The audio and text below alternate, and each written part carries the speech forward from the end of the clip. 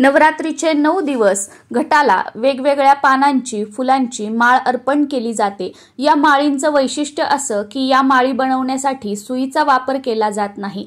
प्रत्येक पानाची फुलांची माळ ही धाग्याला म्हणजेच दोऱ्याला गाठ मारून बनवली जाते। आता काही फुलं अशी असतात की त्यांची इझिली गाठ मारून आपल्याला माळ बनवता येते, पण काही फुलांना मागे देठ नसतं, मग थोडंसं अवघड जातं गाठीने ती माळ बनवण्यासाठी। तर अशा नवरात्रीच्या 9 दिवसांच्या 9 प्रकारच्या माळींचा व्हिडिओ मी तुमच्यासोबत आपलं YouTube चॅनल प्रांजली जोशीवर शेअर केलेला आहे। त्यामध्ये मी तुम्हाला नवरात्रीच्या 9 दिवसांच्या माळी कशा बनवायच्या हे प्रत्यक्षात बनवून दाखवलेलं आहे आणि कोणत्या दिवशी कोणती माळ अर्पण करायची हेही सांगितलेलं आहे। त्यामुळे नक्कीच तुम्ही YouTube वरती प्रांजली जोशी या चॅनलला भेट देऊ शकता आणि तो व्हिडिओ बघू शकता।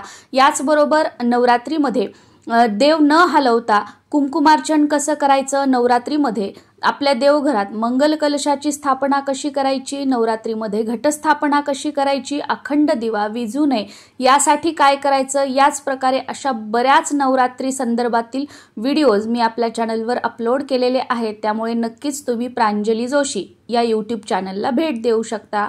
नमस्कार।